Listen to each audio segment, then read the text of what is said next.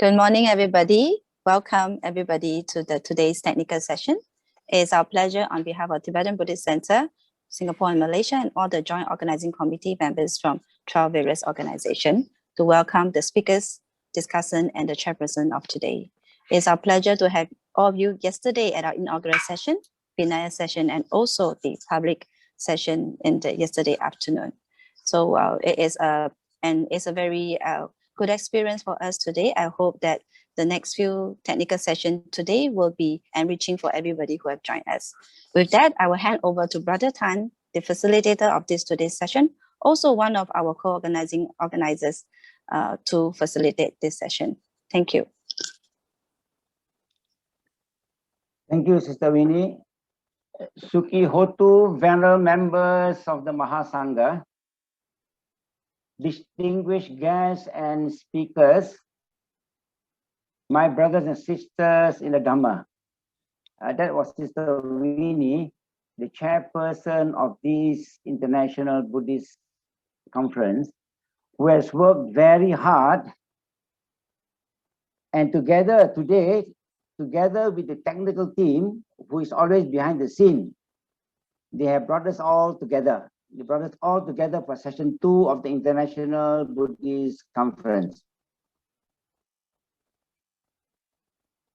The idea was for us to get together with all Buddhists from the different traditions, the 3 different traditions, to get together today to talk about the Sikkhā or Tri-Sikkhā.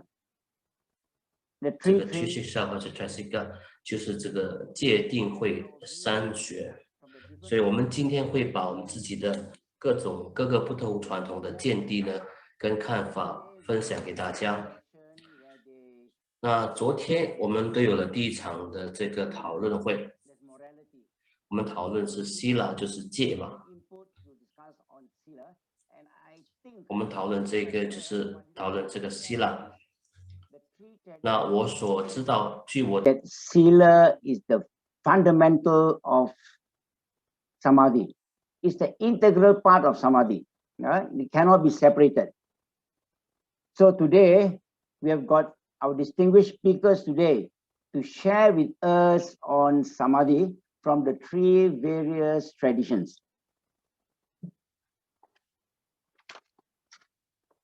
The chairperson today is Venerable Dr. Dhammapala. Venerable was ordained, Venerable Dhammapala is from Malaysia. He was ordained as a bhikkhu in 1994. He spent 20 years studying Buddhist philosophy, Pali and Sanskrit literatures in Sri Lanka and Hong Kong.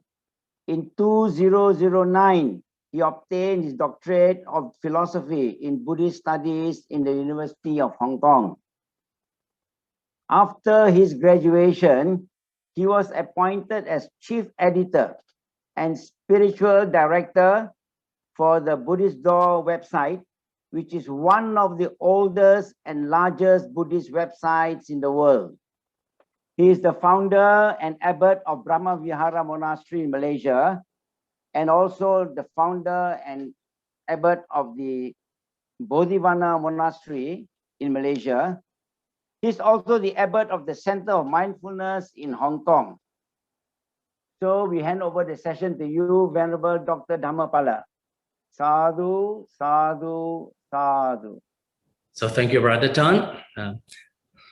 Namo Buddhaya, Tashidele. Good morning and good afternoon to all venerable members of the Sangha from various Buddhist traditions, respected teachers, speakers, scholars, distinguished guests, audience, and friends from around the globe.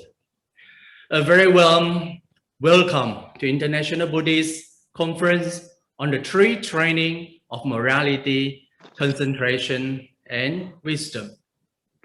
This is the technical section 2 on the 2nd theme called the training of concentration, Samādhi-sikkhā or Samādhi-sikshā. So in the Sarvata Nikaya, the Buddha says, without reverence towards concentration, that will lead to the decay and disappearance of the true Dhamma, Saddhamma. So training on concentration, Samadhi, is very important in Buddhist practice.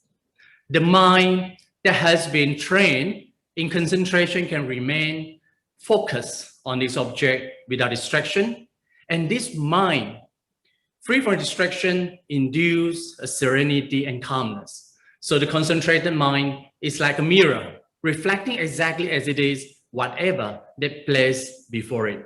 However, the Buddha compared the mind without training. It's like a fish taken out of the water, cannot stay fixed, but moving from idea to idea, from thought to thought without inner control. So such a distracted mind is a deluded mind. And this session will explore the training of concentration, how to train the mind to be concentrated and learn the skill to become a happy person in life. So I'm your chairperson and moderator for this technical session. And together with me, Brother Tan, who is a facilitator, a former president of Theravada Buddhist Council in Malaysia, co-organizer of this International Buddhist Conference, will co-chair this session together. And we are very honored today to have concentration gathering with distinguished speakers and scholars and serious practitioners from various traditions and with audience from around the globe. And there are 4 presentations and 3 reflections for this session on the training of concentration. And we have about 15 minutes and 10 minutes for presentation and reflection respectively. So without further ado, I would like to invite our first presenter, Venerable Professor Miris Wate Vimalanyana Theru, to deliver the presentation entitled Material Object, the Potent Meditative Object to Cultivate Jhanic Concentration. And first of all, let me introduce the Venerable Professor Miris Wate Vimalanyana.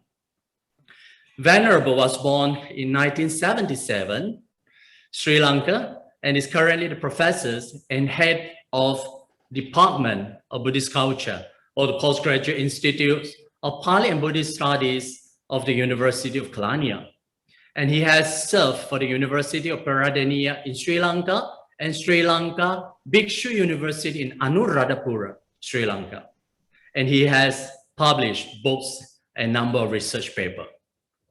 So with deep respect, let us welcome Venerable Professor Miris Wate Vimalanyana. The floor is yours. Namo tassa bhagavato arahato samma sambuddhassa. Bhante Dhammapala, thank you for the nice introduction to me. And thank you very much, organizers, for inviting me. I should also thank to Mr. Dhamendra Porge, who coordinated between me and the organizing committee. Today, I am going to talk about Samadhi, and this is related to the what the most effective and potent object of meditation in order to produce jhana. This is actually is not discussed in the discourses, but it was discussed in the Theravada text, like commentaries, Visuddhimagga, so and so forth. So I would like to share my screen. I hope you can see it. So here you can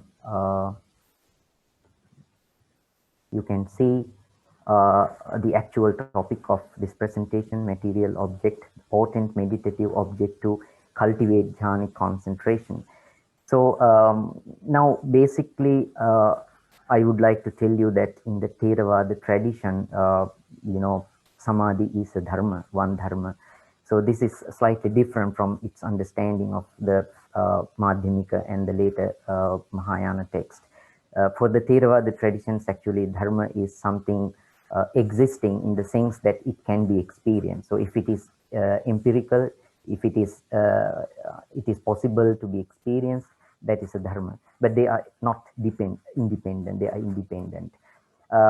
So Samadhi at the beginning is what we call one-pointedness. So that is the basic dharma of samadhi. But this transforms into a higher level of concentration, and at that level we call it samadhi. And samadhi actually is very much synonymous with what we call jhana, because samadhi, this is the difference between mindfulness and samadhi, because mindfulness is sensuous and it can have some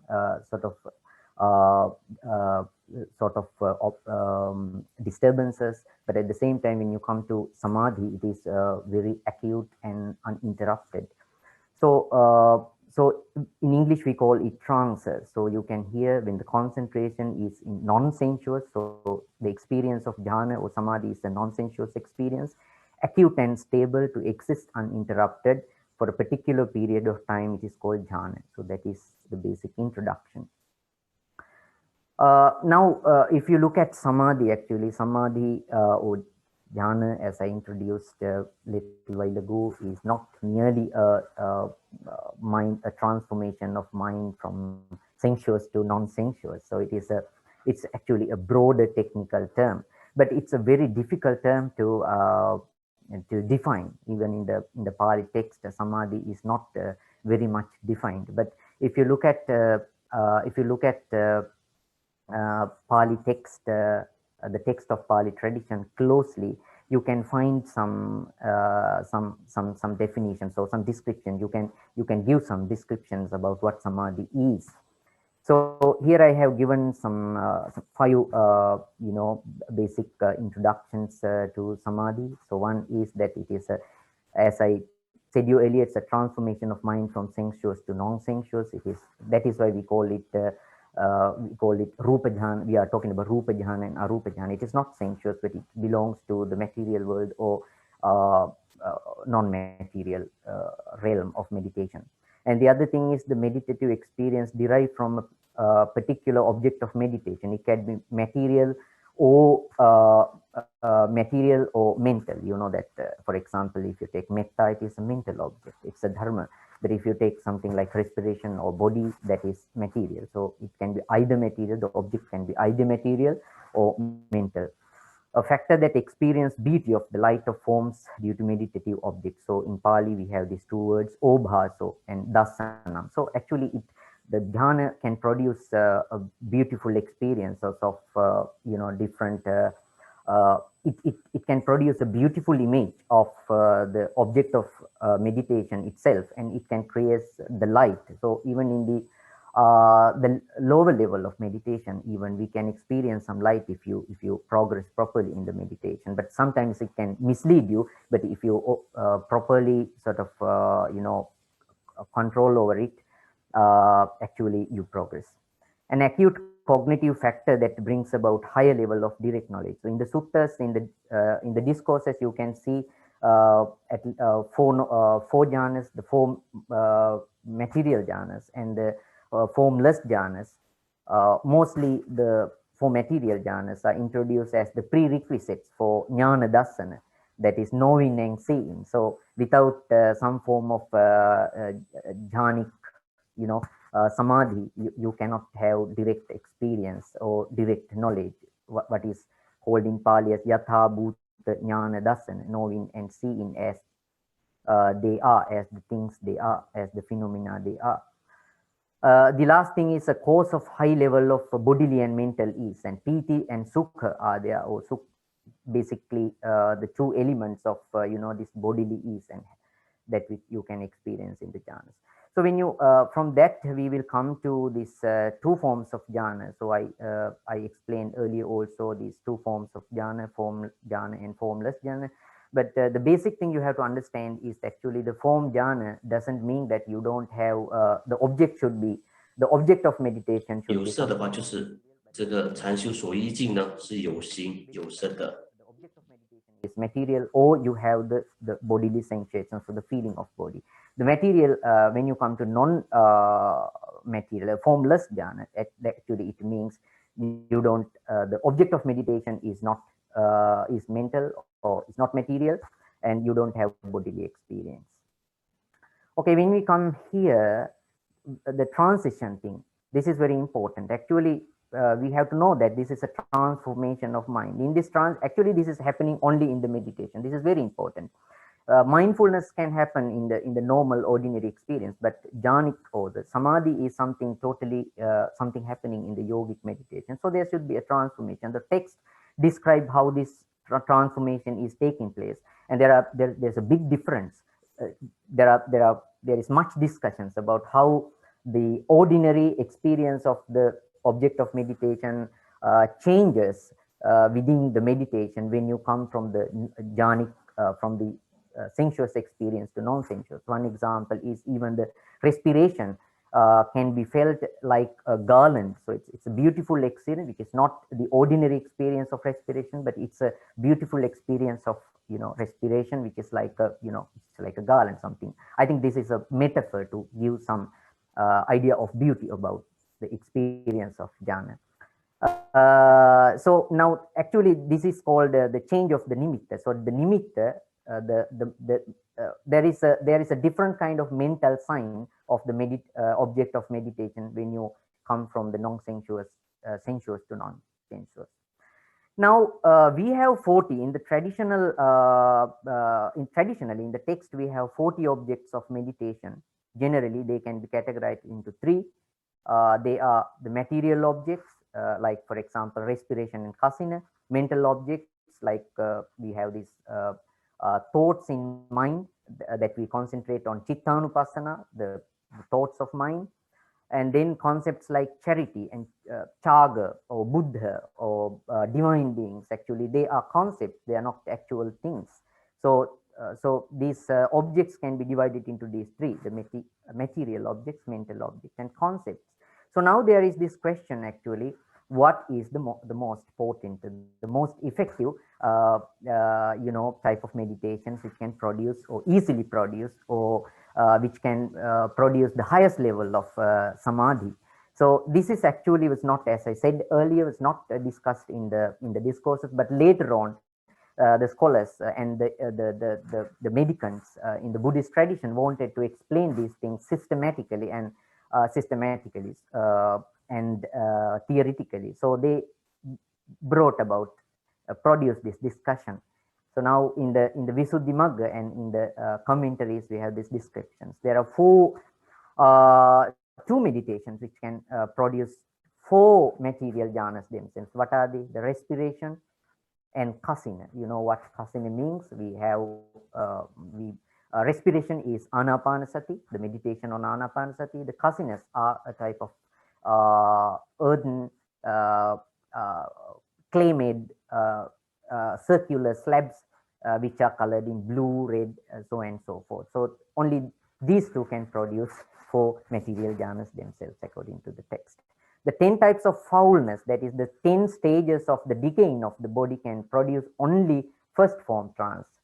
It means the first jhana.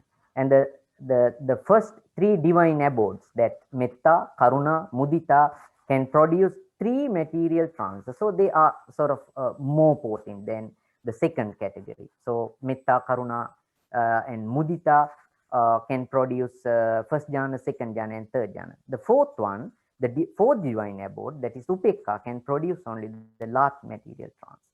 So there are some concepts, as I told you, we have some concepts also. For example, now we have some meditation called recollections, anusatis.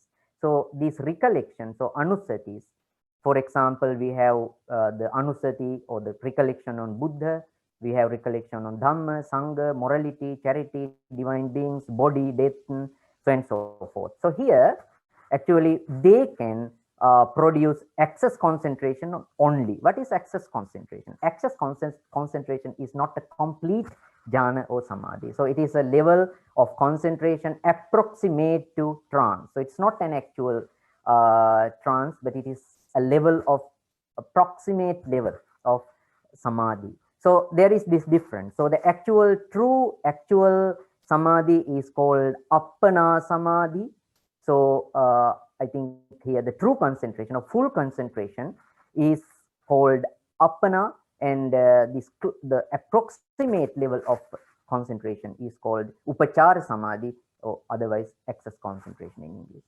So from the ongoing discussion, we can understand that respiration and cussiness are more important. Why? What is the reason actually? The reason is they are respiration is an inner potent empirical phenomena. We can, that is the most, the powerful experience that we have. Respiration is very powerful and it's very easy to catch. And what about the cussiness? So actually they are the visual objects prepared in prescribed definite measurements and coloring, and are kept in a distance that are tidy for potent visual experience. So later on, actually, I will be able to, if you want, describe about this, the measurements of the cussiness, the circular clay-made slabs which are made used in the meditation.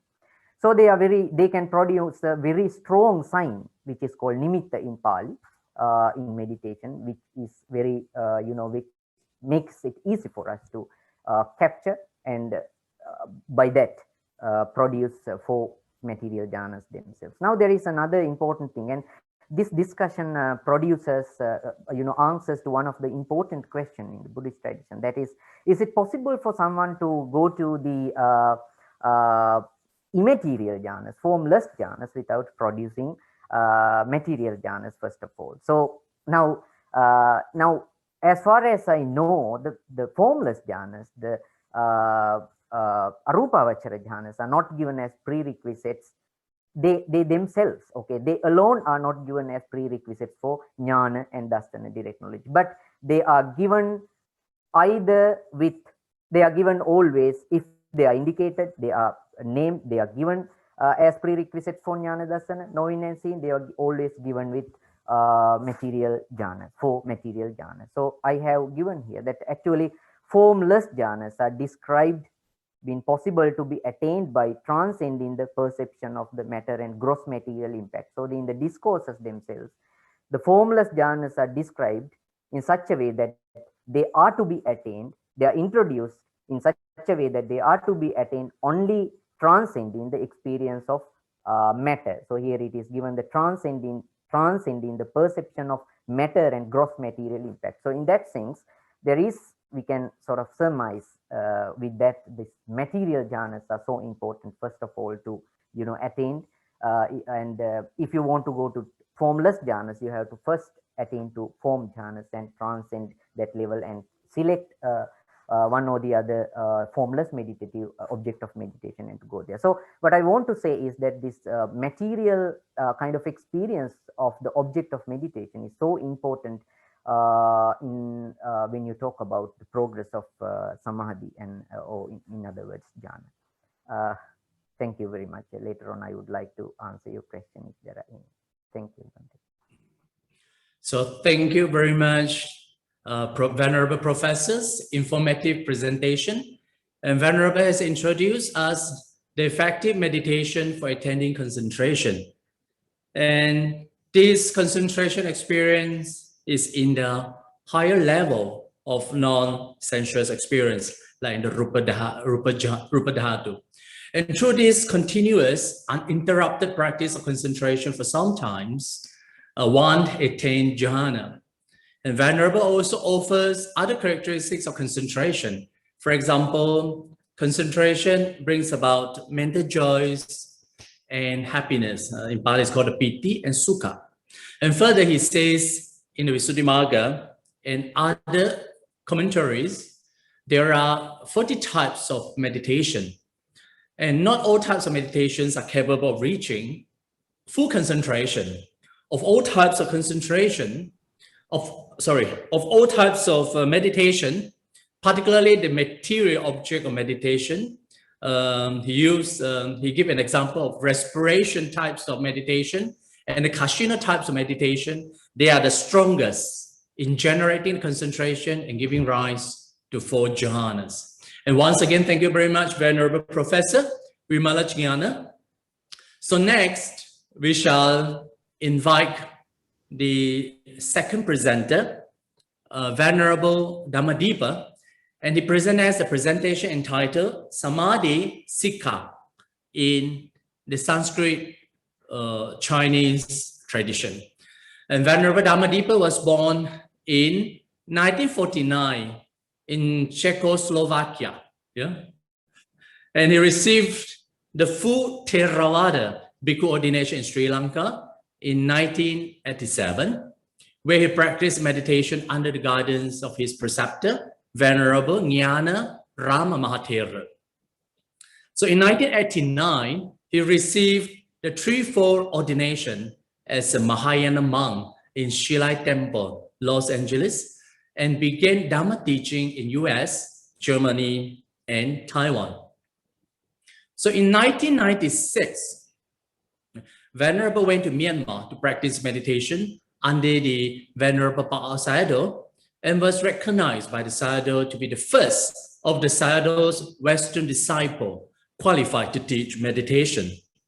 He has since then, teaching Samatha and Vipassana meditation at monastery and university worldwide. So Venerable Dhammadipā is a famous meditation teacher in Europe, North America, Taiwan, and mainland China, India, and Southeast Asia. And he is very gentle and easygoing monk. So with deep respect, let us lembut dan baik hati. Mari kita sambut Bante Dhammadipā di dalam topik Samādhi-sikshā di dalam tradisi Cina Sanskerta. Selamat pagi semuanya. Jadi saya 4 points that I think are very important for understanding the Samādhi-sikshā in general. So first point is the importance of Samadhi, understanding what actually Samadhi is. The Samadhi is a term which is actually very difficult to translate. We can, from linguistic point of view, we can even interpret as a samyak adhana, the correct application of mind to objects, any objects, mental objects or non-mental objects. Actually, in Chinese tradition, in Mahayana tradition, we also use skillful means of considering all objects being mental objects. Actually, this Samadhi has a very, very wide spectrum of meanings. In early Buddhism, Abhidharma Kosha, in Theravada Abhidharma, actually, as far as Samadhi is concerned, just like in case of Shila, and we will see in the case of wisdom, the sources are more or less the same. The interpretation differs. It is through interpretations that the traditions differ. The basic ideas are the same, also about the Samadhi. So in the early Abhidharma, Abhidharma Kosha, Theravada, the Samadhi actually is Sabachita Sadharana. It is the Maha Bhumika. It is a factor which is present in every moment of cognition. There cannot be cognition without Samadhi, because the Samadhi is what keeps the mental factors, which are the content of the mind, together. If they are not kept together, then there cannot be any thinking at all. This is very important to understand. So Samadhi has to, on the most basic level, has to be present in every moment of mind, where the mind perceives the object or pays attention to the object, holds the object, grihnati. Then the Samadhi, from this basic function, also finally has a function of liberating the mind.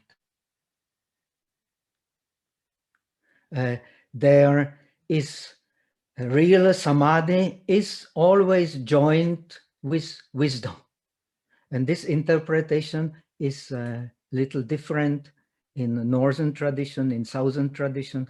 There is this famous verse of Dhammapada, Nati Janam Apanyasa, Nati Panya Ajanasa Yasa, Janam Cha Panya Cha, So Nibbanasa Santike. There is no dhyana without wisdom.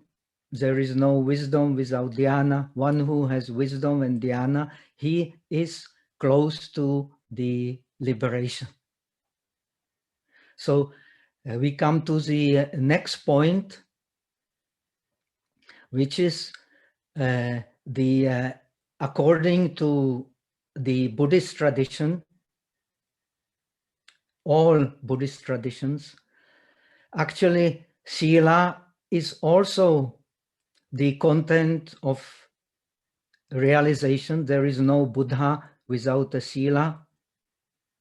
It is also clearly, we will find this idea in the Agama, in the northern tradition, in the southern tradition, like the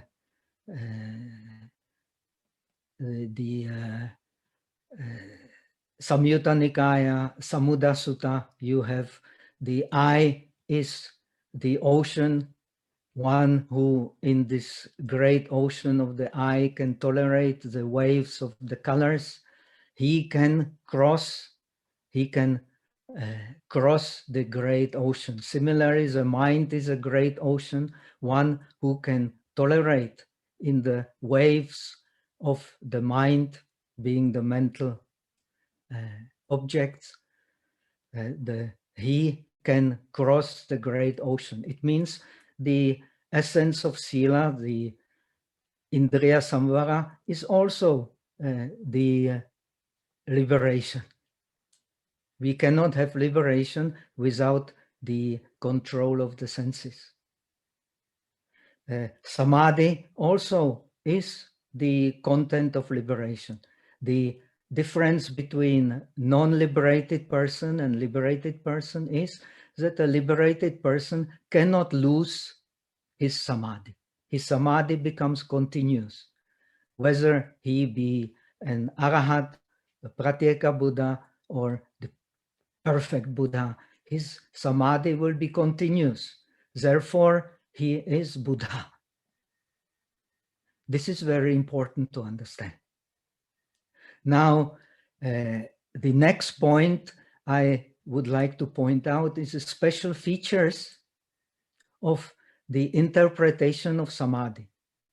The samadhi in Abhidharma, in the early Abhidharma, has, of course, the large scale of trainings, starting in Abhidharma Samadhi.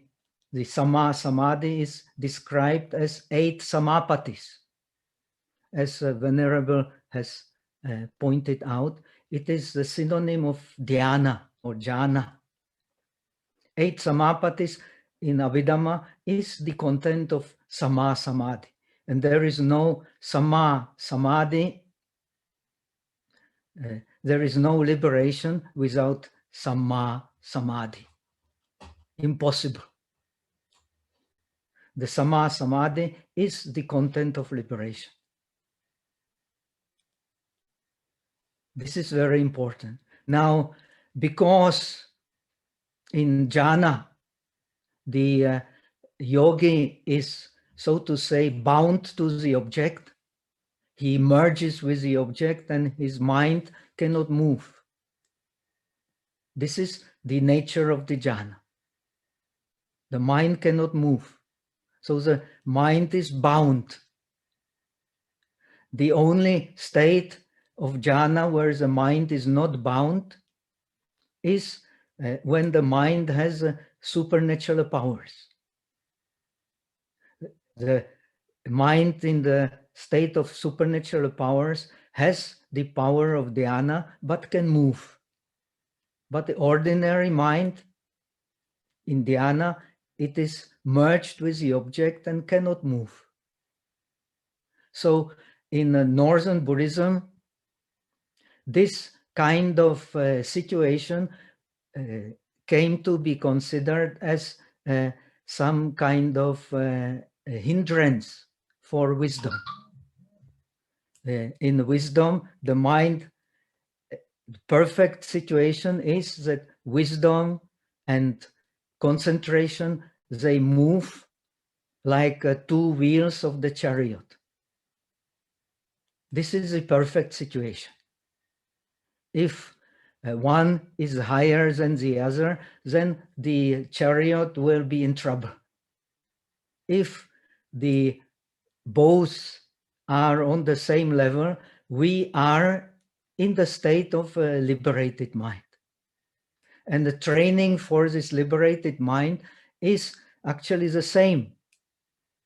The 8 samapatis, the 8 vimokshas, the 8 above view, the spheres of domination, then the Sanya Vedaita Nirodha Samapati, which is the highest state of concentration where inside and outside are become both nirvana, both liberation. But in the northern tradition came to emphasize that most important is the state of keeping samadhi and wisdom on the same level. This is the base of training. The job of wisdom is to purify the mind. This is also clearly expressed in all tradition. We learn in like in Dhammapada that by faith one crosses the floods, by apamada, by non-negligence one crosses the ocean, by effort, right effort, one goes beyond suffering. Only then the mind panyaya visujjati, then the mind will purify. The mind will purify when it has all these circumstances, that it has all these factors connected with Shila-sikkhā and with Samādhi-sikkhā. Then that means in the northern tradition, eventually, especially in Chinese tradition, because Chinese Buddhism has kind of Zen flavor, which is connected with Chinese culture, in a way with Taoist ideas also. So in Chinese tradition, the rather than emphasizing the training in the jhanas, this emphasis on the equality of wisdom and concentration came to be emphasized, which reveals we do not need to have supernatural powers. Even without supernatural powers, this liberating unity of mind can be revealed. This is Zen. So in Zen, we do not emphasize so much the practice of jhanas, even so it is considered very important. No one can deny its importance. What is important is this, based on the complex of the Pragya Paramita literature, what is important is the unity of concentration and wisdom. So this aspect, which is very interesting, actually you will not find in Zen, you will find already in the Yogacara Bhumi Shastra of Maitreya or Asanga, which presents the training in Samadhi in a different way, in a very original way. And this has influenced both Chinese and Tibetan concept of training in Samadhi. We teach Samadhi in 9 stages called Chitta Sthiti. And these, they bring us to the state of Samadhi. It automatically, the state of Samadhi is the state of the unity of wisdom and concentration. So these 9 stages, they express the continuation in learning the Samādhi-sikkhā, which ends in a perfect unity of Samadhi and wisdom. So Stapayati, Samstapayati, Avastapayati, Upastapayati, Damayati, Shamayati, Vyupashamayati, Ekoti Karoti, Samadhyati. These are the 9 stages. First, one has to concentrate the mind inside. Then there has to be continuity in the concentration. Then one has to bring the mindfulness inside. In Northern tradition, the root of mindfulness is wisdom. Base for mindfulness is wisdom. Then when mindfulness appears, the sampajanya appears, the awareness appears, and the awareness, which is synonym of wisdom in Buddhism, will purify the mind. Will purify the mind from the tendency of thinking, laya, and from the tendency of rising, audatyam. Then the mind attains naturally one-pointedness, connected with the training in vipassana. They will become on equal level. So these are the 4 points which I present as a kind of a framework for our understanding of Samādhi-sikkhā and for the difference in the interpretation of actually the same tradition based on the same principles of training. Thank you very much. So thank you very much, the Venerable. Venerable is very well versed in many traditional languages and modern languages. That's why he quote a lot of languages. And also Bhante is expert in Mahayana and Theravada Buddhism.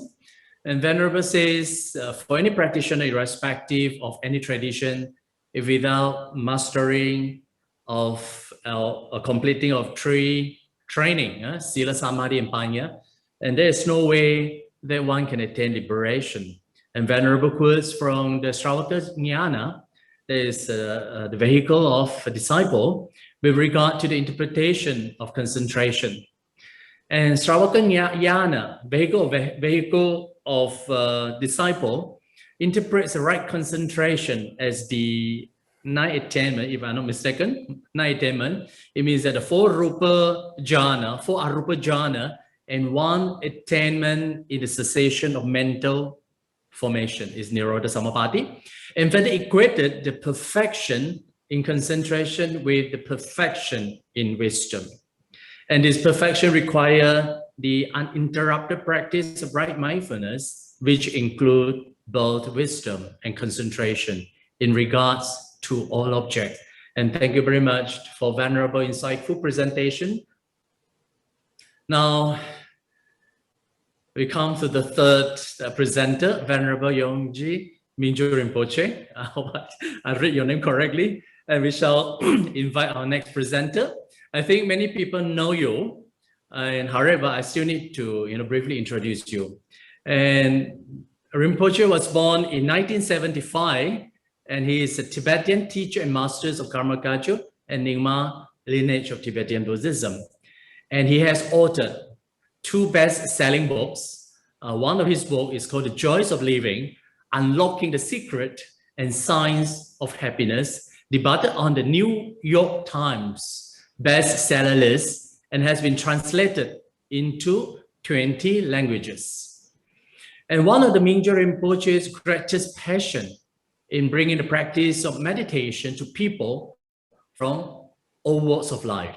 And he's working with professionals from a wide range of disciplines to adapt his joys of living retreat for use in different contexts, including hospitals, school, prisons, and leadership training. And as part of his effort, he is developing a program to train facilitators and instructors to teach the practice of meditation in these various settings. And with deep respect, let us welcome Yongji Minjoo Rinpoche. The topic is the essence of Samadhi, concentration, and how to bring it into everyday life. The floor is yours. Thank you, Venerable, and all the Venerables, speakers, and brothers and sisters. Good morning, good afternoon, good evening. So my topic is about the Samadhi, the essence of Samadhi, and how to apply this in our life, especially in everyday life. And the previous great presenters really elaborate about what is the word meaning of Samadhi. So I don't need to go to detail about that. And there is various definition of Samadhi. So it is really happy to hear about all the different tradition. In the end, it comes to the same meaning. So in the Tibetan tradition, we have Abhidharma Kosha. So in the Abhidharma Kosha, there's 8 or 9 different samadhis. Then there's a wisdom, vipassana, many different levels of the vipassana, 4 base of mindfulness.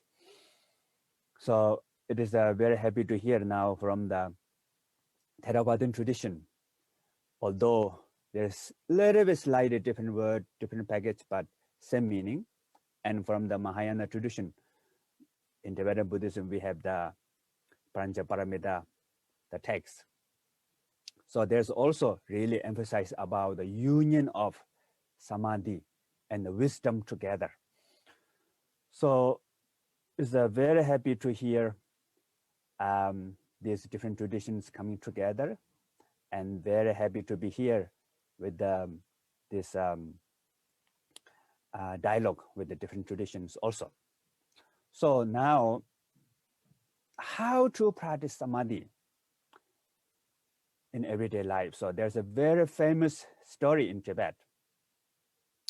The great scholar Atisha, and the great meditator too. So he came from India to Tibet, and on the way he met one great scholar in Tibet. His name is Lodzawa Rinchen Sangpo. So he is a great translator too.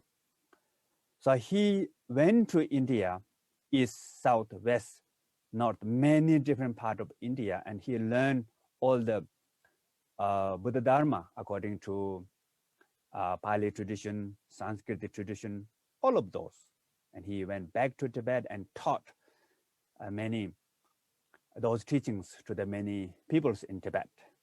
And later in his life, he thought, now I really want to concentrate, practice all this Dharma.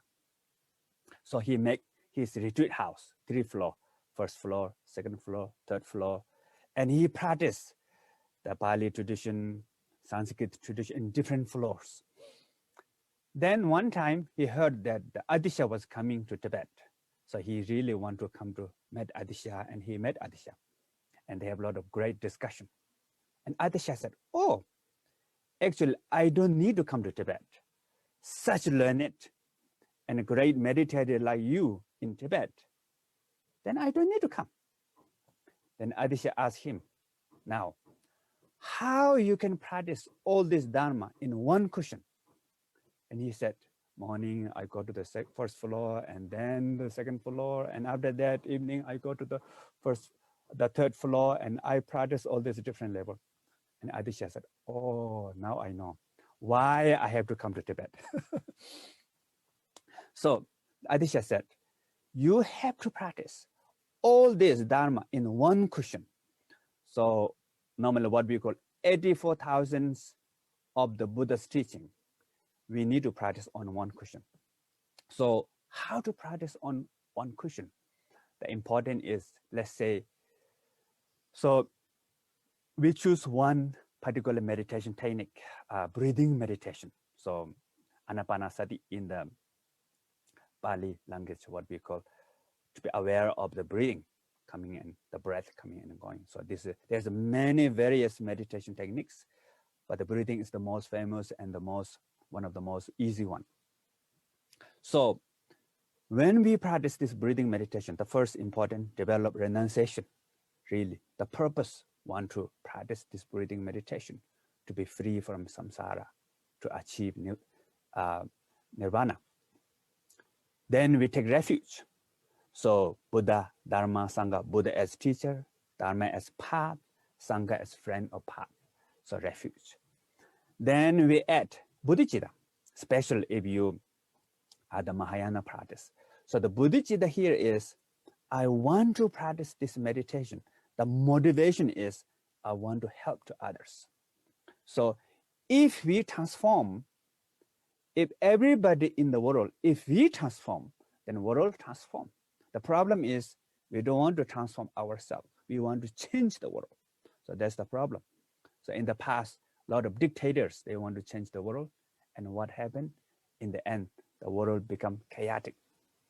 So I want to practice this meditation in order to benefit for others, to benefit for all sentient beings, to also help them to lead to the enlightenment. Therefore, I'm going to practice this breathing meditation. So that's what we call bodhicitta. Then the very important is, Buddha taught many different teachings, like Four Noble Truths, Eight Noble Paths. So how all these teachings come down to one breathing meditation technique. So this is really important to understand. So the first important, what Buddha taught is the Four Noble Truths is the truth of suffering, dukkha. So the practice of the truth of suffering is what we call to be known, to be understood. And the second noble truth is the causes of the suffering, which is to be abandoned, to be eliminated. And the third, the cessation, the nirvana, that is to achieve. And the last is the path, to rely on. So to be known, to be abandoned, to be achieved, to rely on, these four things. And the Buddha taught this in many different sutta. Example is the ancient, the example about to understand the sickness and to remove the causes of the sickness, and then healthy, and then treatment, the last is. So when we got sick, the first important is we go to the hospital and to check up, spend a lot of money to diagnose what disease, what kind of disease that I'm having now. So to be understand, that's the practice of the first Four Noble Truths. So now the here practice is the breathing meditation, to be aware of our own breath. So how to aware of our own breath? And that is the what we call sati in the Pali tradition, and the Sanskrit name is the smriti. So translate as mindfulness or translate as awareness. The main thing is to be, to know. So knowing your own breath, be with your own breath. Sometimes when I teach meditation, I ask my students, how many of you are breathing right now? If you are breathing now, please raise your hand. And everybody raise hand. So then I said, yeah, that is the mindfulness. That is awareness. Actually, just to be aware of whatever there with you. So you are to be aware of your own breath. It doesn't matter what the breathing style is. Some people have deep breathing, some shallow breathing, some irregular breathing, some peaceful breathing, some have not so peaceful. So it doesn't matter. Knowing as they are. So this is the practice of the first noble truth, to know the suffering as they are. We are not controlling the breath.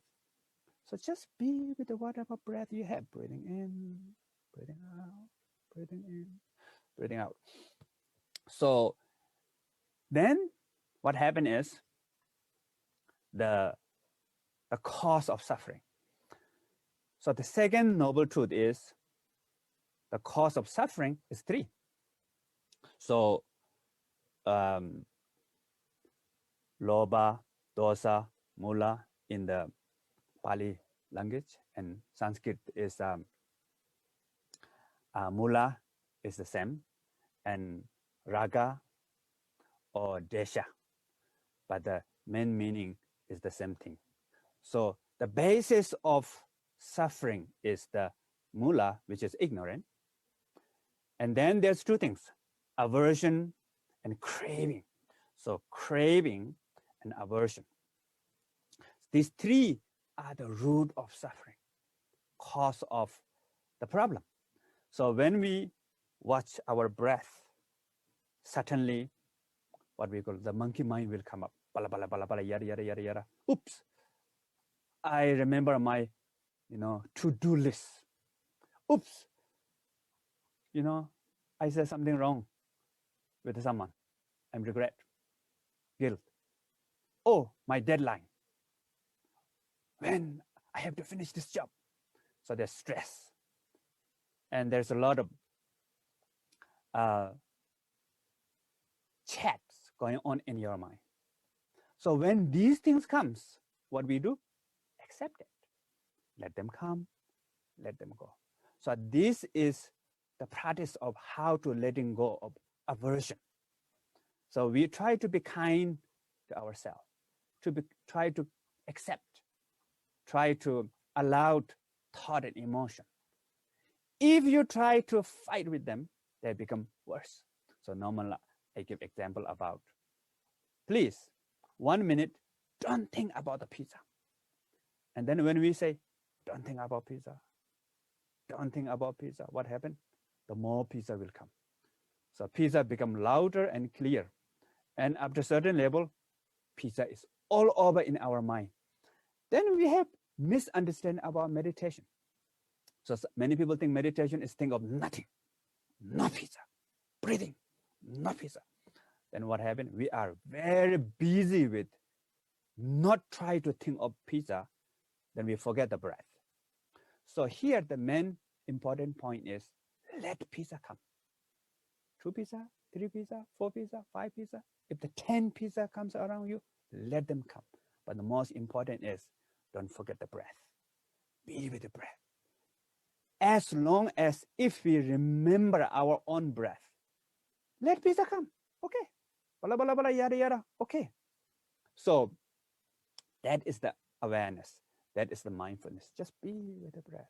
And of course, at the beginning, we cannot be with the breath long. Very short, glimpse of the breath. Let them come. So this is the really practice of letting go of aversion. And we don't care about what kind of breathing. We don't care about experience, peaceful, normally what we call non-conceptual experience, bliss or joyful experience, clarity experience. Don't care about those. And also nowadays, many people have misunderstood about meditation is samadhi, is looking for peace, looking for calm, peace. I'm watching my breath. I need a peace. So when we look for peace and peaceful experience, we'll say, I'm busy. For example, if you go to the exam, you prepare all the exam, the answers, everything, and then you go to the exam hall. When you really remember all these answers, what happened? Your mind become blank. Oh, I remember, and cannot remember. And then time's up. Soon as if you come out of exam hall, you remember. So therefore, when we say no, the monkey mind say yes. When we say yes, monkey mind said no. So that is the causes of suffering. So when I was young, I had panic attacks. The main problem is the panic of panic, fear of panic, aversion of panic. So that is the cause of suffering in our everyday life. And that comes in our job, in our relationship, at study, any level in our life. So through the meditation, we can eliminate the causes of suffering, which is ignorant. So ignorant meaning not knowing the nature of reality. So now you're knowing the nature of your own breath. First, just know the breath as it is. Then slowly, we change the focus. Then come to our body, to be aware of our body, all the elements, sensations. So then eventually come to the awareness of the feeling. And this feeling is coming and going, impermanent, interdependent. There's no such as self. So anicca, anatta, dukkha. So these three things are the very important about the vipassana, the wisdom. Then we also see thought and emotion, the mind. Also the nature of the mind also. Then all phenomena. So 4 bases of mindfulness. We can begin with the breathing. So as we do that, then what happened? We are more free, more happy. So the liberation, nirvana, step by step will achieve.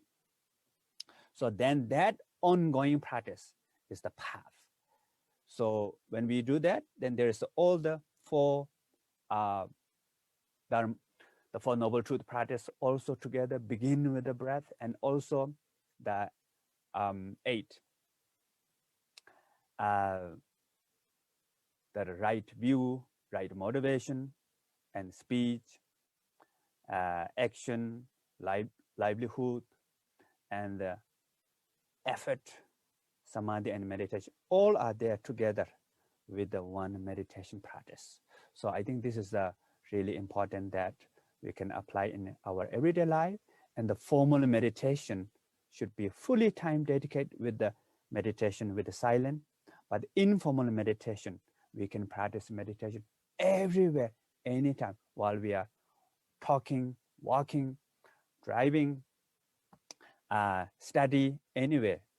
1 breath, 2 breath, half breath, also okay. Just bring the awareness on the breath. So that's finished, and thank you very much for all of you.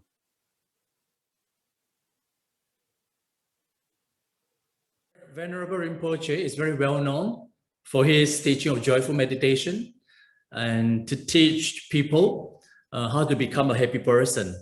And no wonder he's called the happiest person in the world. Yeah, if I'm not mistaken, yes, Bhante? Yeah, Venerable. So in this presentation... I'm not the happiest. Please, happiest. Thank you. Thank you. And in this presentation, he presents the application of meditation through the awareness and to be aware of whatever that appeared in the mind, and simply with it, no control of anything, just comes and go.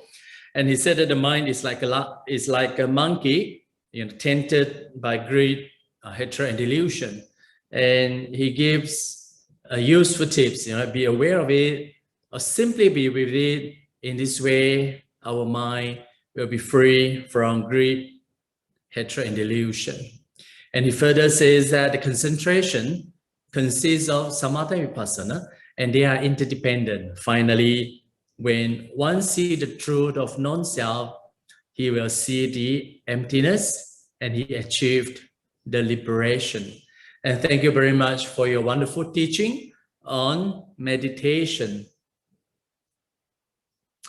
And now we come to the fourth presenter, Venerable Associate Professor Rangama Chandawimala. So is Bante here now? Okay. All right. Okay, so Venerable Professors Rangama Chandawimala is a Sri Lankan Buddhist monk. I can't see you, Bante. Oh, because Bante just landed in Singapore this morning. Yeah, I believe you are very rushed. Yeah, I think because of the time taken, to access to room, and it's also time taken for the arrangement of quarantine. So I believe you're in a hurry. So just relax for a while. Yeah, let me introduce. Yeah, and I'm sorry for everything. Okay, so Bante is a Sri Lankan Buddhist monk, received his high ordination in 1989, and he graduated from the University of Kelaniya, Sri Lanka, in Buddhist philosophy in 1994, and obtained MA, a master degree from the same university in 1997. He also received MA and Same PhD University นะครับท่านจบปริญญาโทและปริญญาเอกในเรื่องของพุทธศาสนาที่ประเทศฮ่องกง 2003 และปี 2008 นะครับเพราะฉะนั้นท่านดัมมปาละและท่านชันทวิมาละค่อนข้างจะคุ้นเคยกันดีท่านเป็นเพื่อนเรียนด้วยกันสมัยเรียนมหาวิทยาลัยทั้งคู่เลยนะครับท่านก็หยอกล้อกันว่าผมเห็นท่านตั้งแต่ตอนท่านยังเป็นหนุ่มๆอยู่เลยแล้วก็ในตอนนี้ท่านก็เป็นผู้ช่วยศาสตราจารย์อยู่ที่ Buddhist College แห่งสิงคโปร์นะครับตอนนี้ท่านก็มีหนังสือหลายเล่มที่พิมพ์ออกมาในช่วงหลังนี้นะครับเพราะฉะนั้นด้วยความเคารพอย่างสูงนะครับขอกราบนิมนต์ introspection into Samadhi, Indriya, and Samadhi Bala. The floor is yours.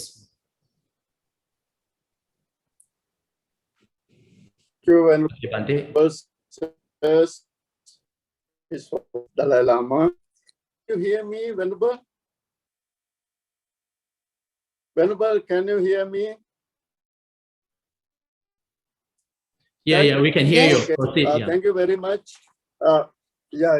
I'm very sorry for all the troubles that happened because today, just now, I actually came to Singapore. Now I'm in quarantine. And I will be the first one to present, being in quarantine.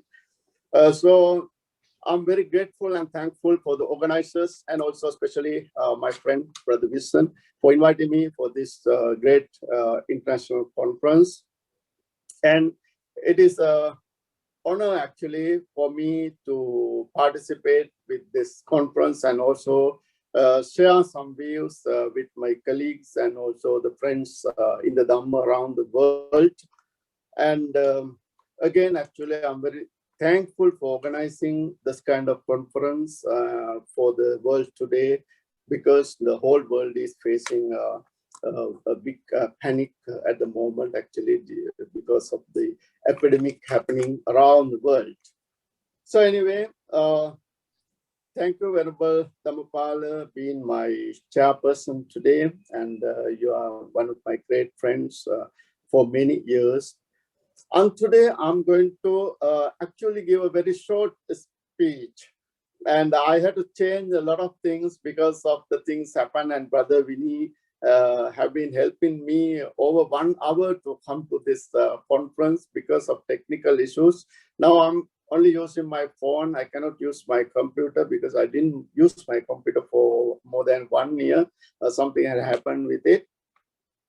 So my topic is an introspection into Samadhi Indriya and Samadhi Bala, or Samadhi Indriya and Samadhi Bala.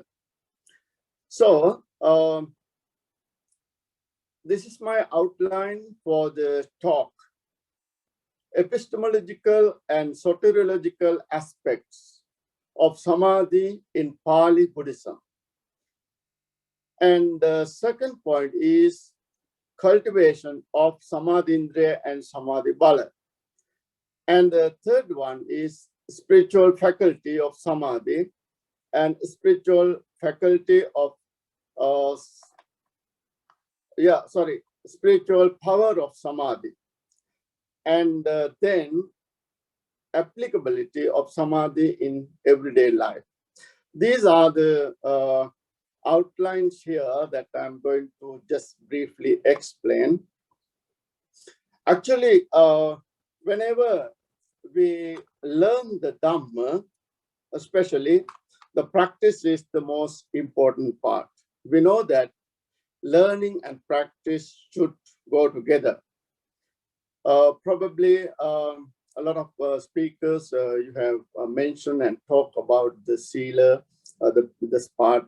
Unfortunately, because of my traveling, I couldn't participate the second part of the conference yesterday. And we know that when we learn the Dhamma, actually there are three aspects of learning the Dhamma. Sunata, Dhareta, and Charata. We must learn, and then we must retain the things that we learn in our mind, and also we should practice the Dhamma. That's the most important part. Practice is the most important part. Learning without practice is actually, it is barren. And also, practice without learning is actually the practice without learning is blind. Practice without learning is blind. So these two things are extremely important, practice and learning and practice. So when we talk about the path of knowledge, especially the Buddhist path of knowledge, and there are two terms. We said that jnana and dasana. Jnana and dasana, knowledge and the vision, knowledge and vision. These two things are extremely important. Whenever we learn the Dhamma, and actually this teaching is leading towards wisdom or panya. Actually, finally, what we get as of this learning, that is panya, the wisdom. So whenever we talk about the Buddhist path, on the Buddhist path of liberation, Sikkhā or threefold training is extremely important. Without actually Sikkhā, we cannot talk about the practical aspects of Buddhism, because the practice of Buddhism, actually the practical aspect of Buddhism based on these three, Sila, Samadhi, and Panya. The Dhamma has been expounded by the Buddha aiming towards the ultimate liberation. That means actually the nirvana. We know that Buddha is the enlightened person. When we refer to the Pali tradition, it says that Buddho so Bhagava Bodhaya Dhamman Deseti.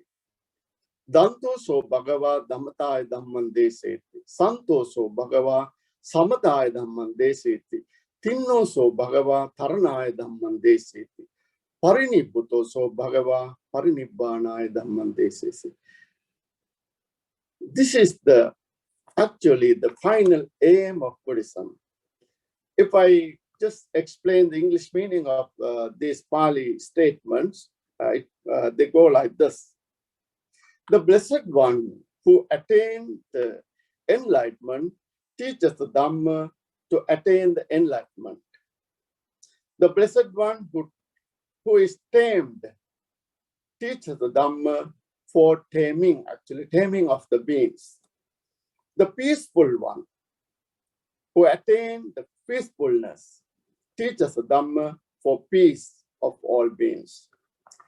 The Blessed One who crossed the ocean of samsara teaches the Dhamma to cross the ocean of samsara. And the Blessed One who attained the final liberation teaches the Dhamma for the liberation of all beings. Actually, when we refer to the original teachings of the Buddha, the Dhamma is for this. The Dhamma is for enlightenment, peacefulness, and also for the tame of all the beings, and also in order to cross the samsara, and also to leave the samsara, entering to the parinirvana. That means that is the end of the life and deaths, especially the cycle of life and deaths. So therefore, application of the Dhamma is the most important thing, the most essential thing. Learning the Dhamma is very important, but the practice of the Dhamma is the most important part here. We know that there are a lot of scholars and Dhamma educators writing books after books, writing articles after articles. But actually, when we refer to the practice of most of the scholars, the Buddhist scholars, actually the practical side is not that good, right? So the practice is the most important thing. So this is very important thing. Again, I want to remind that learning without practice is actually, it's barren. So therefore, practice is the most important thing. And that is why we always talk about Sila, Samadhi, and Panya. So Buddhism is to be learned and practiced together. The other thing is that the aspect of learning the Dhamma, the most important thing is that when we talk about the just psychological and soteriological aspects of Buddhism, and this is a very important thing. That means we have to develop our knowledge, and also we have to develop our wisdom. We know that when we learned in the secular education, we talk about the three domains or the three aspects of learning, somewhat actually similar to the Sunata, Dhareta, Charata, learning, retaining, and practice. So these three things or three aspects or domains of learning, we say that cognitive domain, affective domain, and psychomotor. And these three aspects talk about actually getting knowledge and also transformation of the learner after learning the secular things. But if we apply it to the Dhamma, after learning the Dhamma, there is a self-transformation within us. And also, as a result of that, we are, going to practice the Dhamma. That is the psychomotor aspect. So the psychomotor aspect actually talking about the practice. Whatever that you are learning, practice is the most important thing. So the Buddhist path of knowledge aims to jnana and vision, the dasana, knowledge and vision. So in the Dhammacakka Sutta, that means in the very first discourse of the Buddha said that the Dhamma I appeared to him. So Dhammacakkum Udapadi, the Buddha said like that. That means actually whenever he practiced the Dhamma, finally he attained the liberation, or otherwise the true understanding of the phenomena. So practicing the Dhamma is a most important aspect of the learning of the Dhamma. So whenever we talk about the Buddhist teaching or the practice, this threefold training leads actually towards the wisdom, right? Sila, Samadhi, and Panya, or Prajna, Sila, Samadhi, Panya. The importance of when we talk about the second part of my talk, the cultivation of Samadhi-indriya and Samadhi-bala, that's very important. Whenever we talk about the indriyas, you know that we have, basically we talk about 5 indriyas or 6 indriyas or the faculties. Eye, and then the ear, the nose, and then the tongue, the body, and the mind. These are the faculties, and without mind, we, the other 5, we say the 5 indriyas. These 5 indriyas are extremely important for us. If the indriyas are impaired or if they are damaged, we cannot perceive the world. In the same way, if Saddha Indriya is not there on the path of liberation, actually our practice won't be completed. So this Samadhi Indriya is a very important thing, Samadhi Indriya. We say that there are 5 indriyas. We say that Saddha, Sati, 이런 것을 바로 바로 3대 기능입니다. spiritual faculties as same as the faculties of our body, physical faculties. But when we talk about the path of liberation, these 5 faculties are extremely important. Among these 5 faculties, Samadhi is very important. Why? Without Samadhi, one may not able to realize the truth. So Samadhi is a result of practicing, like a Sila and the other practices. So through this, we come to the Samadhi, and then the Samadhi leads to Nirvana, and also, or otherwise we call Panya. So in the same way, when we lose the power or the physical power, we may not able to do anything. We may not able to learn the Dhamma and practice the Dhamma. In the same way, whenever we lose the power of Samadhi, actually our spiritual path or our spiritual cultivation won't be successful. So Samadhi is like a special power. This power brings us the spiritual power actually to follow the path without falling down. So Samadhi always helps us as a faculty and also as a power. Whenever we lose our, whenever we get damage of these faculties, physical faculties, and we face a lot of difficulties in our daily life. In the same way, we are the followers of the Dhamma. We are following the path. We are on the path. And then when our Samadhi is affected or damaged, when our spiritual power is damaged, actually it affects us greatly.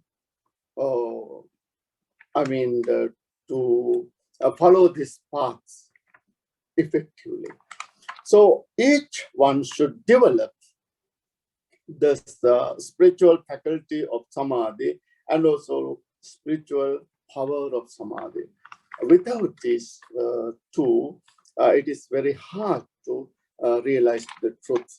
So in our everyday life, when we talk about the last part of my talk, and for all of us, the applicability of Samadhi in our everyday life very important. We know that as the monks, their paths or their practice is a little bit different from the common people. Monks have renounced, and they can focus on the practice easily than the lay people. Lay people come to the practice or the path with a lot of responsibilities, the family responsibilities, and they have to take care their children, and they have really, the responsibilities running their families and taking care of parents or children and husband, wife, and in this way, and also whenever they go to the workplace, in the society, or to whatever that they have the link in their society, and it is not easy for the lay people to just focus on the Dhamma easily as the monks. However, the lay life is not miserable, and some people think that the samsaric life is very miserable, especially some Dhamma teachers. Even they teach the Dhamma for lay people in a little bit, pessimistic way. That means this life is miserable. That is not good. Even in the Sigaluva, the Sutta, the Buddha said that lay people should work for the success of this life and then the life after this. Ubholoko vijaya patipanno hoti. The reason for Buddha to talk about these two, the success of the two life, this life and the life after this, that means the lay people have a lot of responsibilities, not like monks. Monks have renounced their life and they can focus on the Dhamma and practice it. So the lay life is something like a life of a peacock. You know that the peacock is very beautiful. It has long feathers, the plumes, and a very attractive body. So household life also something like that, having children around then, husband and wife and the parents, and the life is beautiful. It is not miserable. But a peacock can fly in the same way that the Buddhist people can follow the path, but little bit slower than whom? Than the song. The life of a monk is like a life of a song. The song can fly very high and very fast, and his body is not that heavy as the peacock. The peacock's feather, the tail is a very long and it's a very beautiful, and he has a protected, and it's quite heavy for his life, and he cannot fly very high. So, however, he also can fly. Swan also can fly, but faster and higher. The lay people also can follow the path, but like the life of a peacock. However, they also can go to nirvana. So when we talk about the practicability of the Dhamma for the common people, that is very important. So they should try to develop the Samadhi within their life. We know that in everyday life, we have Khanika Samadhi and Appana Samadhi and all that. I think the other speakers had talked about all this. I'm not going to discuss about all these things. However, the applicability of the Samadhi, the Dhamma, is a very important thing for our everyday life in order to make our life, life meaningful, and in order to make everything perfect. In order to do things properly, correctly, nicely, beautifully. Whenever we talk about household life, and lay people have a lot of duties, matters, household matters, and they have to perform all these duties, and they have to reach their goals in their lay life. But at the same time, they need to practice and focus on the Dhamma. So while we are talking about the threefold training, Sila, Samadhi, Panna, Samādhi-sikkhā, or three Siksha, actually we must give. In Buddhism, the lay people has given a lot of the place and a very big place for them to practice the Dhamma. When we talk about the applicability of the Samadhi, this is very important thing. And we must teach the Dhamma to the people so that they can practice the Dhamma properly, and also so that they can reach their goals in a beautiful way. And in this way, they can make their life beautiful here and hereafter, in the same way that how the monks are doing. So thank you, Venerable. Thanks very much for Venerable Dhammapala giving me this time, opportunity. And so I thank everyone here, the speakers, and I'm very happy to share this you know, So the thank digital you very platform with much. all of you. And yeah, thanks so much. Yeah. Okay, so okay, so thank you very much, Bante. Thank you, thank you. Venerable Thank you. Professor Chandravimala. And yeah, Venerable Professor Chandravimala discusses the Samadhi from the soteriological aspect, you know, as presented in the Pali Buddhism. And he said that the learning and practice should go together. And the Buddha teaches Dhamma. He has highlighted many times Dhamma that lead to the final liberation. And I remember Ajahn Chah, I think for Theravada, he's a great meditation master in Thailand. And he has said that the study without practice is like a ladder in a pot of soup, right? The ladder is in the pot of soup every day, but it doesn't know the taste of the soup, right? Similarly, we can immerse ourselves in the Dhamma studies and talk, but if we want to experience the taste of the Dhamma, we must put those teachings into practice through the reflection and meditation. So thank you very much, Venerable Professor Chandravimala, for your excellent presentation. And we have completed 4 wonderful presentations and by distinguished teachers, masters, and scholars of respective tradition. So now we move to the reflection part, and we have 3 reflections on the 4 presentations. So the first reflection is on the first presentation entitled Material Object, the potent meditative object to cultivate jhana concentration. And this reflection will be discussed by Venerable Geshe Tenzin Damcho. So let me introduce him. Venerable Geshe Tenzin Damcho, born in Dharamsala, India, and he studied for 16 years on Buddhist philosophy and got the Geshe degree, which is equivalent to PhD from the Drepung Loseling Monastery of South India. At present, he's working at Sarak College for Higher Tibetan Studies as a lecturer on Buddhist philosophy and coordinator. So let us welcome Venerable Geshe Tenzin Damcho. The floor is yours. First of all, my deep respect to all the spiritual masters and the Mahasanghas. So the meditation, normally when I talk to the students, I always used to ask them, have you ever watched the movie, The Snow White and the 7 Dwarfs? Why? Because in that one, the witch standing in front of the mirror asking, mirror, mirror, tell me who's the most beautiful girl. Oh, no, mirror, mirror, tell me who's the most fairest girl of all. Like the same way, the meditation, it helps us to reflect about oneself. Mind, mind, mind. What was my motivation? And what was my, is it a conditional or unconditional?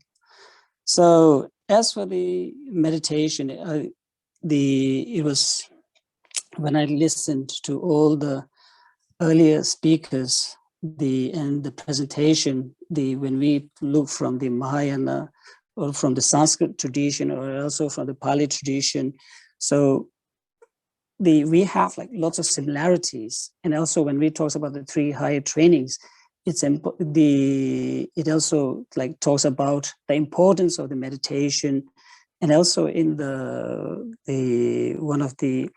one famous master of the Tibetan Buddhists, the scholar said, all the great Mahasiddhis and the Buddhas and the Arahats, they attained the aim through the meditation. So it also looks like the meditation is also the most important to stabilize our mind and focus our mind and to attain the enlightenment. So when we listen from the early presentations, like especially focusing on the breathing, then also from the Buddhist perspective, like from the Sanskrit tradition, and also what do we say is visualization on the image of an object, and also visualization of oneself as a deity of whatever the deity practice that you are doing. So, but as for the deity practice, what do we say is like it's a little bit advanced, and also to practice the deity practice, visualize oneself as a deity, it's important to know the ultimate truth. And also if you don't know the ultimate truth and realize the emptiness, what do we say is that there is a danger of developing a kind of like ego that see oneself as a thinking oneself as a deity. So the meditation in the let's say meditation in the Sanskrit, in our tradition, what do we say is in the beginning, do short period of times, but number of times. And also the later, once you become a little bit advanced in the practice, and what do we say is do like longer period of times, but small number of times. Sometimes like what I feel is in the beginning, when we just try to push too much, like doing a meditation just for like 45 minutes, 30 minutes, there's a danger of losing an interest. And so to keep the interest, what do we say is like just do a meditation for 1 minute, then take a rest, then again take a meditation for 1 minute, then take a rest, then slowly and gradually improve like the time, first 1 minute, then 2 minutes, then 3 minutes, then 4 minutes by increasing it. So and also with the meditation, we have like different types of meditation, 3 years, 3 hours, 3 years, 3 months, 3 weeks, like that. So not only in the Sangha community, there are also like number of lay communities, they're also doing this kind of like meditation. So in Tibet, like the greatest yogi that we have ever produced is by let's say, it's the great Milarepa. And in the end, when he gave his advice to his chief disciple, the Rechungpa, what he did was he showed his bump. So in the beginning, it looks like very strange, right? Why he showed the bump. But when he saw the bump of the Milarepa, it's kind of like turned into a skeleton and very skinny. So it's indirectly what he's saying is, if you want to meditate, just sit at one place and do the hard work rather than moving from one place to another. So I always used to tell, like, when we do a meditation, we used to think that, oh, I used to do a meditation, but sometimes we develop an ego. So I always used to tell, if you read the life stories of the Milarepa and also some of the great yogis, then it will help you to, let's say, uplift one's mind and bring down one's ego. So sometimes, like when we do the meditation, we used to think, oh, I've done this, I've done that. But in reality, when we just try to compare with the Milarepa, and we realize that we have done nothing. Then also with the meditation on the breathing. So it's very, what I feel is like the meditation and the concentration on the breathing is very, very, very important for all the beginners. Then slowly, what I found was in the West, when they talk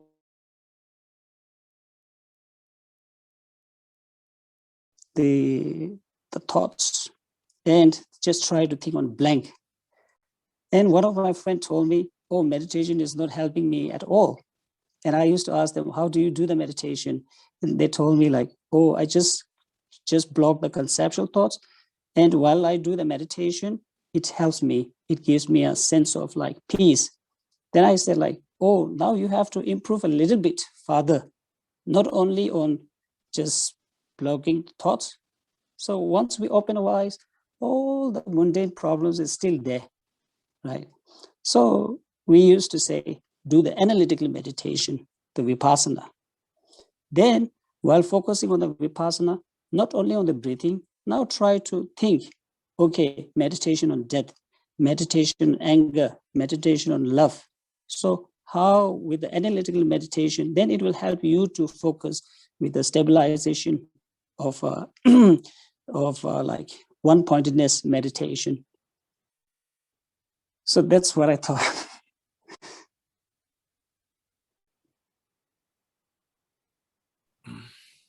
So thank you very much to Venerable Geshe, Tenzin Damcho, for your reflection. So now the second reflection is on the second and third presentation entitled Samādhi-sikkhā in the Sanskrit Chinese tradition and the essence of Samadhi and how to bring it into everyday's life. And this reflection will be discussed by Ajahn Achalo. Ajahn Achalo, the founding board of Anandagiri Monastery, Forest Monastery in Phetchabun, Thailand. And he was born in Australia in 1972. He developed a keen interest in meditation at the age of 20. And a year later, left for Thailand to study Buddhism. So Ajahn Achalo ordained as a bhikkhu in 1996 under Ajahn Diem at Wat Pa Pong. So let us welcome Ajahn Achalo. Good morning. Be with you. Thank you, Venerable Dhammapala, Venerable Miraswati Vimala, Venerable Dhammadipo, His Eminence Minjoo Rinpoche, Venerable Professor Arangama Chanda Vimala, and Venerable Geshe Tenzin Damcho. I cannot profess to having any particular great learning. I am, however, a part of the Thai forest practice tradition in the lineage of Rinpoche, and I can attest to putting forth effort in my practice. And this is what I wanted to make the focus of my short reflection today. We've been listening and discussing, contemplating the various types of samadhi and the various objects that one contemplates or cultivates in order to develop those samadhis. The particular thing that I wanted to talk about, I wanted to make a couple of points. Several people have already, Venerables have already talked about the importance of breath meditation. In terms of having a lovely reference in the suttas, in the introduction to the Anapanasati Sutta, Lord Buddha explains that when breath meditation, when made much of, when cultivated, fulfills the cultivation of the four foundations of mindfulness. In fulfilling the four foundations of mindfulness, the seven factors of enlightenment are brought to fruition also, leading to liberation. So it's a wonderful, short, very succinct teaching where Lord Buddha is helping us to see the immense value of breath meditation. So when we come to do our, speaking in practical terms, when we come to do our breath meditation, it's your body that sits on the cushion. So you're mindful of the body in a sitting posture. When you come to be aware of the breath, you're mindful of the feelings. And then even when various mind states arise, wholesome dhammas, unwholesome dhammas, you're trying to be aware of the breath, but you become aware of mind states and dhammas, wholesome or unwholesome. So it's a very, we don't try to, as several Venerables have said, we are practicing awareness of the breath, but also aware of other things that we experience in the practice of the meditation. Another thing I wanted to mention was the importance of effort. So nobody is going to experience the states of jhana or the higher levels of jhana or the samadhi that leads to the crossing over without having put forth a great deal of effort. So this is where I think we need to be very consistent in a practice discipline, in a disciplined practice. And as Venerable Tenzin Damcho was saying, perhaps if a person isn't yet skilled, many smaller sessions, but laying that habit, laying that foundation. And then as the skills in meditation become developed, having perhaps less sessions, but for longer periods of time. Rinpoche did say about practice, meditation practice. He said the most appropriate attitude or the most appropriate practice is that when you want to do it, you do it. When you don't want to do it, you do it. When you're peaceful, you do it. When you're not peaceful, you do it. When you're lazy, you do it. And when you're diligent, you do it. And I think the reason for this is when we have a commitment to our meditation practice, we are going to develop insight into mind states. We will see them arising, staying for some time and ceasing, changing. And we will see about how sense contact and mind states affect the mood. but we will develop insight naturally over course, because when we come to sit, we're refining the awareness, we're refining the mindfulness. And so then we can develop insight into the nature of our mind states. So in this way, we're trying to develop concentration, but we are also learning about sense contact, about how sense contact produces mind states, about how mind states arise, stay for some time and cease, etc. But I do think, as Rinpoche is pointing there, that we need to make a great deal of effort. When we look at the 37 Bodhipakkhiya Dhammas, for example, you have the 4 great efforts mentioned, and then you have right effort in the Eightfold Path. So out of 37 Dhammas, we have 5 in the area of effort. So we do need to put a lot of effort into practice. I think one of the most important things, which sometimes isn't mentioned, is the necessity for consistency, because it seems to me that mindfulness is a somewhat subtle quality in the beginning. But if we practice consistently over a long period of time, that mindfulness, Samādhi-sikkhā, with sampajanya, clear comprehension, gets more and more powerful. And that is one of the most important conditions for the arising of Samadhi. But if we do it for a period of time, and then we stop, and we get busy, the hindrances get thicker, the kilesas get thicker. And when we start again, it's almost as if like you're starting all over again. So I think consistency in practice is very important. Another thing that is important is the long-term optimistic view. So sometimes people do put a lot of effort into practice, but they might be a bit impatient, or they feel that they're not quite getting the results that they want quick enough. And so several of the teachers in my lineage, Ajahn Anan, and Ajahn Anan, who used to be the secretary of Rinpoche, he said that however much effort you put into your practice, the result is definitely coming. It might not come as quickly as you like, but it is literally reducing the number of diluted births, the practice that you're doing, and the final liberation is coming closer and closer. Another teacher, Venerable Ajahn Biek, says, if you practice a lot and you don't seem to get great results, it's because you didn't yet practice much in your past lives. All the more reason why you have to practice a lot in this life. So I just wanted to put an emphasis upon sowing the causes for the development of Samādhi, for strong and resilient, consistent sampajanya, clear comprehension. And if we are consistent and we do sow those causes, the Samādhi will arise as a result of all of that skillful, wholesome effort.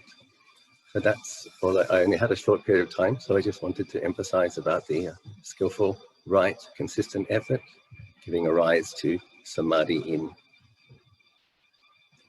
ongoing stages. Thank you very much. So now, thank you very much, Ajahn Achalo, for your reflection. And the third reflection will be discussed by Dr. Ng Wai Chong. And Dr. Ng learned the Dhamma from many teachers since his medical school days in the late 80s. And in year 2000, after having the opportunity to meet and care for the Venerable Pa's Sayadaw, he learned meditation from Sayadaw Ji directly by taking month-long sabbatical every year to go to Pa'ao Forest Monastery in Myanmar. And in 2006, when Brahma Vihari Meditation Center was completed, Dr. Ng took a 6-month sabbatical to learn from Sayadaw Dipankara as the first batch of students attending meditation retreats there. So at the end of the retreat, Dr. Ng completed the Samatha syllabus, the Rupa and Nama Kammatthana, and started on the training of discerning the 12 links of dependent origination. And since then, he regularly attends retreat under the guidance of Sayadaw Dipankara, practicing Samatha and Vipassana. So let us welcome Dr. Ng Wai Chong. Thank you, Bhante Dhammapala. And I'd like to express my deepest respect to the Mahasangha. And I'm very grateful for this opportunity to be here, partaking in this meritorious undertaking of sharing the Dhamma and learning the Dhamma. So we have 2 questions here posed to perhaps the first speaker, Venerable Miriswate, as well as the fourth speaker, Venerable Chanda Vimala. So it's related to the Abhidharma Pitaka. So in the Theravada tradition, the Abhidharma Pitaka is regarded as the Buddha's teachings, and yet in the fifth book, the Katawatu, is said to be authored by a Venerable Moggallana, I can't remember his name. So, and in that particular Katawatu, he was sort of disputing 17 other schools. So how would the Venerables address this? So is Abhidharma Pitaka the authentic teaching of the Buddha, and why was it that other schools were sort of critiqued or criticized? If I heard the question properly, you asked about why Venerable Moggaliputta Tissa in his work criticized the other Buddhist traditions, or how he treated meditation in his work. The question was not clear to me, sir. Yes. So, well, the person who asked the question, I'm not sure what is the actual questions that he had in his heart, but I suppose there were people who sort of questioned the authenticity of the Abhidharma Pitaka, and especially, for example, in some of the books, like particularly the fifth one, the Katawatu, obviously it cannot be from the Gautama Buddha himself, since it's related to I think I understand. debate. You know? So now, as someone who study these things in scholarly point of views, we can say a lot of things, but I can give you a very simpler answer to this one. We know the Tripitaka is a set of books. Now, all the details of the Dhamma were not included in the Tripitaka. So mostly the Tripitaka texts are composed of the explanations, the discourses of the Buddha and the immediate disciples of the Buddha. And what about the rest of the discussions, explanations, elaborations? They demand and they need to be preserved. For a longer period of time, they were preserved in the by recitation, but there was this need that they needed to be written in the course of time for the preservation, and they needed to be systematized also. So first they were not written, but they needed to be systematized in such a way that the meaning is very precise and clear to many. So this is how actually Abhidharma came into being. So it was an attempt to systematically put the teaching of the Buddha. It was an attempt to systematically put the kind of the explanations about the teachings of the Buddha, which the tradition needed. And then when we come to Katawatu, actually Katawatu is, we know that Katawatu is the only text in Abhidharma which is definitely introduced as a work of a scholarly monk, Venerable Moggaliputta Tissa. But in this text, actually, in the commentaries of the Pali tradition, it's clearly pointed out that the Matika, the basic topics of the teaching, the basic topics of the Abhidharma, especially in case of Katawatu, was taken from the teachings of the Buddha, and based upon that the Katawatu was written. So this is given in the commentaries, and this is how the tradition accepted and introduced it. So from that point of view, what is presented in the Katawatu is not the concepts or the ideas or the views of this particular venerable, but they are the teachings which are derived from the basic doctrines of the teachings of the Buddha.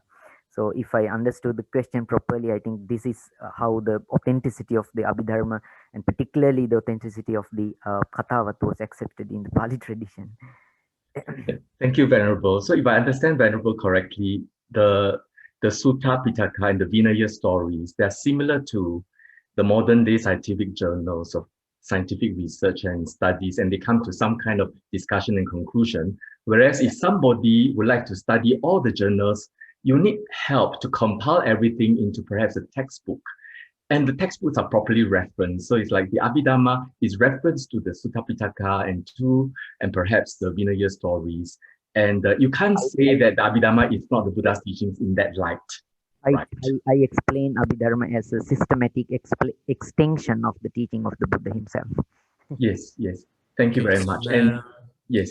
Yeah, okay. Yeah, thank you. So the question from the chat, when I look at it, is very overwhelming. And unfortunately, we are unable to answer each one of them. However, here I have a last question to ask to Bhante Dhammadipa. Is a question. The question is, we often heard people saying that you learn samatha meditation. Does it mean we don't get the vipassana at all? Yeah, so this is the first question. And the second question is, can a person attain sainthood without concentration? Thank you. Well, I have explained that one who is a saint, same in the Theravada tradition, same in the Northern tradition. One who is a saint, he has natural samadhi. If we are not a saint, we don't have a natural samadhi. We have to struggle for samadhi. This is a difference. So when we study the Theravada path, this natural samadhi is kind of established in the state of Sotapanna. It is deepened in the state of Sakadagami. It is very much deepened in the state of Anagami, and it is perfected in the state of an Arahat. An Arahat has a continuous natural samadhi. Okay. He cannot lose his samadhi, otherwise he would give rise to the defilements, kleshas, troubles. And Arahat has no trouble, no mental trouble. Now, the first question, what was the first question again? No, the second question is, can a person attain sainthood without concentration?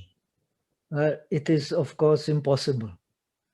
But now there is a lot of misunderstanding. I will tell one story. When I was a student in Pauk Monastery, my benefactor took me to Yangon to visit the Mahasi Center. And when I visited the Mahasi Center, then he introduced me as a student of Pauk and the one who has been teaching in the Pauk Monastery. And the monk there, he said, it's very nice you have learned shamatha. Now it's good if you learn some vipassana. So this is a great misunderstanding actually about the shamatha. In the Pali tradition, shamatha is of course very important, but it should not be disconnected from the training in wisdom. Okay, so thank you very much. If it is disconnected from the training in wisdom, then it is not a real appeasement. So appeasement actually in the Theravada tradition has 3 stages. First is appeasement through sila, which is called the Tat Anga Pahana. Second is the appeasement through concentration, which shakes away all the defilements, but only temporarily. But the appeasement through wisdom is a definite. And this definite appeasement through wisdom is the end of the path, but it cannot do away without the appeasement from sila and appeasement from samadhi. That would be maybe the best explanation. Yes, so thank you very much, Bante. And we have come to the end of the presentation. Of course, I'm very sorry because we are unable to answer each and every question from our chat group here. Anyway, thanks to all our presenters and discussants for enlightening us the teachings of Buddha's wisdoms and compassion. And both traditions agree. Venerable, can I interrupt you quick one? We have okay, a final question for Rinpoche actually. Oh, okay, sorry. Okay. Yeah, please. Yeah, before we,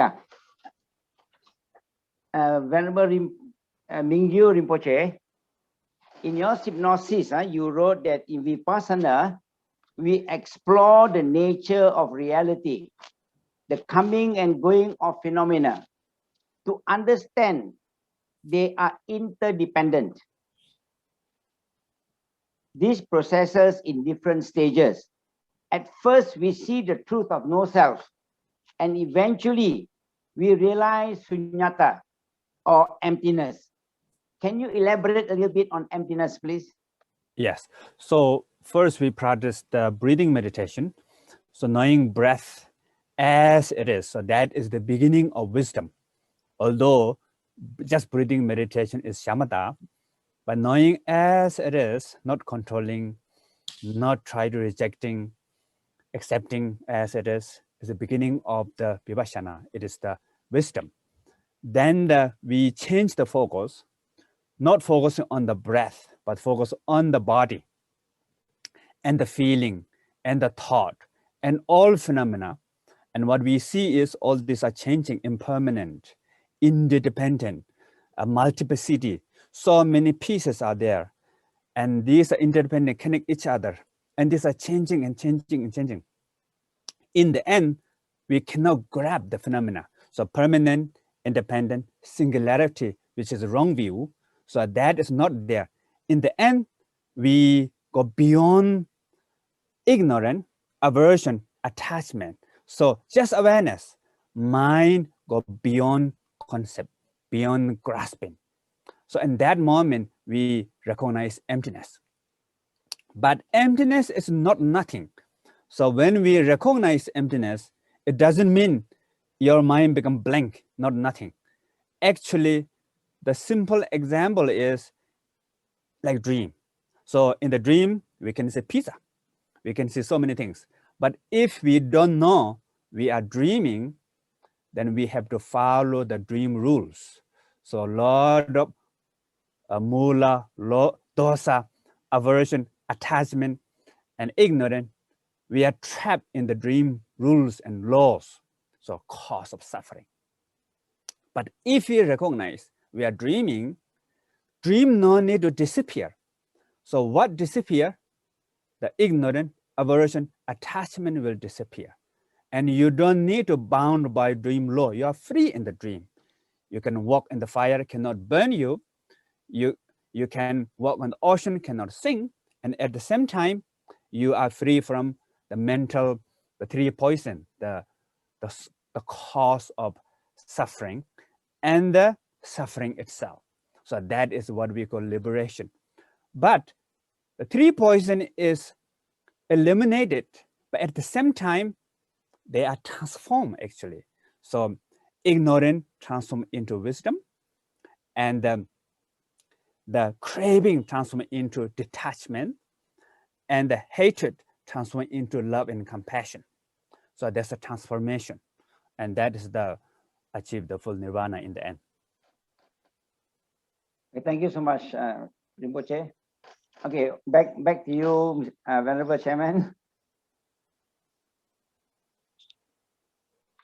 Please unmute yourself, Venerable. Okay. So I think we should now close this Q&A question. And okay, now you see in the Mahaparinibbana Suttas, the Buddha says, Dhamma and Vinaya has been taught by me, expounded by me. They are your teachers when I am gone. You see, so Now,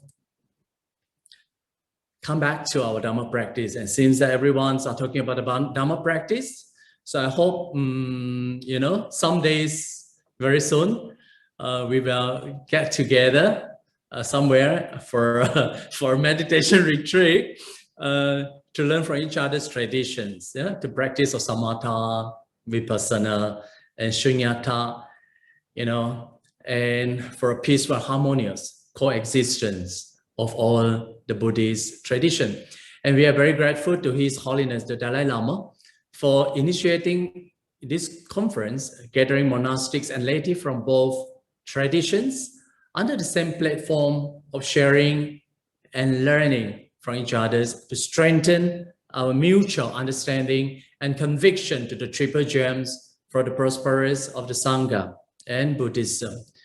So this international conference is not the first nor the last of its kind, and a meeting of great teachers, scholars, you know, practitioners, when continue meeting in this style of individual, of this type of international Dhamma Vinaya platform for sharing wisdoms and compassion of the Buddhas for the prosperity of the Sangha and Buddhism. So let us join palm together and thank the presenters, discussant, and of course all audience online, and rejoice by saying 3 times in Pali word, sadhu, sadhu, sadhu, meaning we are very grateful and indeed very happy and wonderful with the gathering of all the Kalyana Mittras for Dhamma Vinaya study platform. So thank you very much. Sadhu, sadhu, sadhu. So Brother For Tan. the session on Panya. Okay, so Yeah, thank you very much. okay, so see you all this afternoon. We come back at 1 o'clock, isn't it? Indian time. Yes, that's right. Thank you, everyone. yeah. Thank you all, Venerables. So as you can see on the slide, we will all come back next session starting at India time, 1 p.m.